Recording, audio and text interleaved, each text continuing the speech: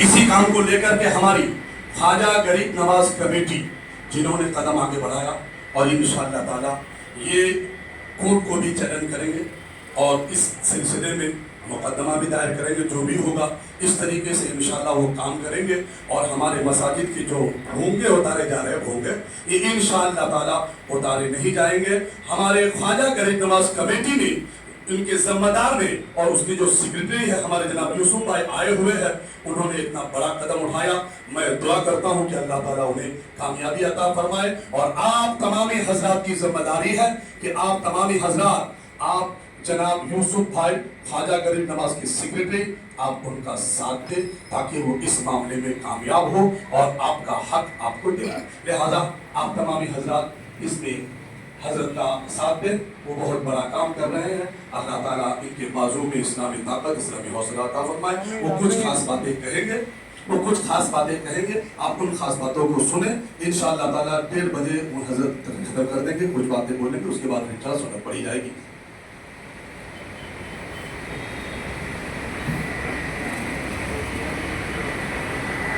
अस्सलाम वालेकुम रहमतुल्लाहि व बरकातहू। अल्हम्दुलिल्लाहि रब्बिल आलमीन वल आक़िबतुल लिल मुत्तक़ीन वस्सलातु वस्सलामु अला सय्यिदिल अंबिया'i वल मुरसलीन, अम्मा बाद, फ़अऊज़ु बिल्लाहि मिनश शैतानिर रजीम, बिस्मिल्लाहिर रहमानिर रहीम।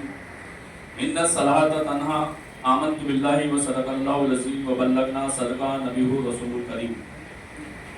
कुरान शरीफ की बहुत सी आयतें मुबारक है, मगर ये जो आयत मुबारक है, इन्ना सलाता तन्हा, नमाज बेहयाई और बुरी बातों से रोकती है। ये कुरान शरीफ की आयत मुबारक मफ़हूम है, तर्जुमा आला हजरत है।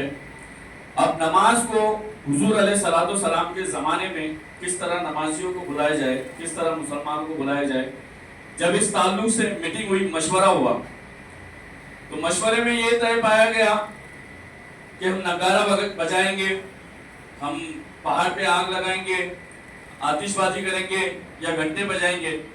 तो हुजूर ने फरमाया कि ये सब गैरों का तरीका है, मुशरिकीन और काफिरीन का तरीका है। हुजूर ने मना फरमाया।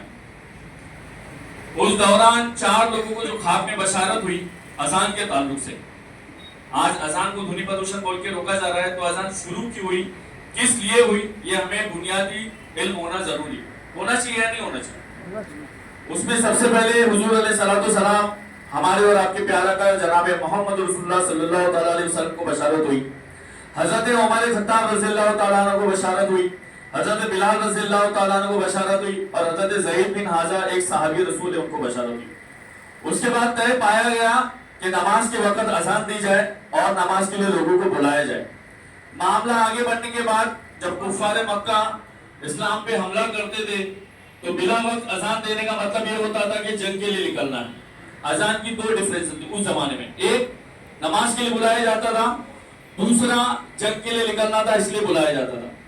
आगे मामला चलते गए, जब मुसलमानों के घर में बच्चे पैदा होने लगे तो उनके कानों में अजान देने लगे ताकि वो बच्चा डरे नहीं दुनिया में पैदा होने के बाद। और मामला आगे बढ़ा तो कहीं आग लगती थी, कभी जलजले आते थे, कभी भूकंप आता था, कभी बिजलियां कहीं कड़कती थी, तो अजान देके उन चीजों को रोका गया। आपको एक बात जान के बड़ी हैरत होगी, आज अजान को ध्वनि प्रदूषण बोल के रोका जा रहा है। अब मैं आने के वक्त एक हदीस मुबारक पढ़ रहा था मेरी गाड़ी में, तो उसमें हुजूर अलैहिस्सलातु वस्सलाम ने उस हदीस मुबारक में फरमाया कि जब अजान होती है और अजान के वक्त शैतान इतनी दूर जाता है कि उसके कानों तक अजान नहीं पहुंचना चाहिए, ठीक है, और वो फूंक मारता है कि वो फूंक और वो आवाज की वजह से उसके कानों तक अजान नहीं पहुंचना चाहिए।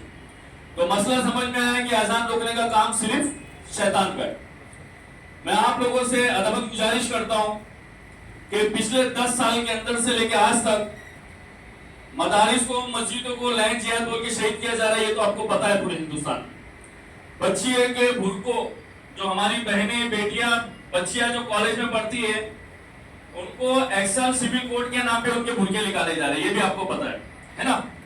अजान को ध्वनि प्रदूषण बोल के मुंबई हाई कोर्ट के नाम पे रोका जा रहा है, ये भी पता है ना।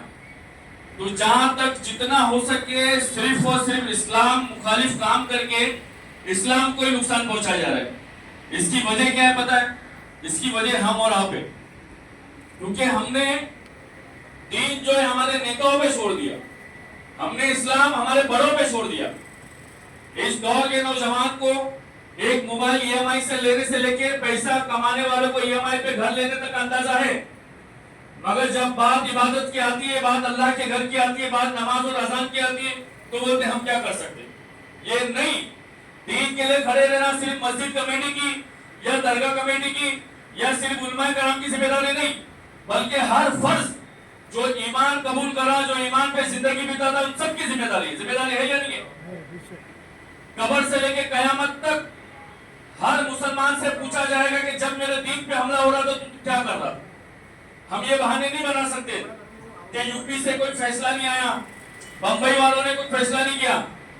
ہمارے اعمال کا, ہمارے کرتوت کا, ہماری بے حیائی کا, ہماری بے غیرتی کا, ہماری کمزوری کا, یہ ہمیں جواب دینا ہے اللہ کی بارگاہ میں. کیا جواب دو گے؟ رات میں 12 بجے تک ایک بجے تک اس ملک میں بیئر بار چل سکتے, زنا کے اڈے چل سکتے, شراب پی کے گاڑی چل نہ سکتے, مگر اذان ایک اللہ اکبر کی صدا اگر 2 منٹ 3 منٹ نکلتی ہے تو اس کو دھنی پردوشن بولا جاتا ہے. بولا جا رہا ہے یا نہیں بولا جا رہا؟ تو اس اذان کو واپس چالو کروانے, اس اذان کے ہونے والے لاؤڈ اسپیکر کو جو نکالا جا رہا ہے اسے روکنے کے لیے سب سے زیادہ اگر آگے آئی ہے تو یہ درگاہ کمیٹی آئی ہے. تو سبحان اللہ. یہ درگاہ کمیٹی کے صدر عالی جناب رفیق لکڑا والا, میرے استاد محترم علامہ صاحب, انہوں نے یہ فیصلہ کیا اور ہماری کمیٹی کے ساتھ میں مل کے ہم ممبئی ہائی کورٹ اور سپریم کورٹ بھی جائیں گے, نہ پڑا تو ہم جائیں گے. آپ لوگ آئیں گے کہ نہیں آئیں گے؟ آپ لوگوں کو کیسا آنا ہے؟ یہ سگنیچر کیمپین چلا کے آنا ہے. آپ کا کیا ہوا ایک سگنیچر اس پیپر میں پوری ڈیٹیل لکھی گئی ہے. جیسا کہ حضرت نے بتایا, یہی اذان والا مسئلہ مدھیہ پردیش میں اٹھا, یہی اذان والا مسئلہ احمد آباد میں اٹھا, تو احمد آباد کے کورٹ نے جج نے یہ پوچھا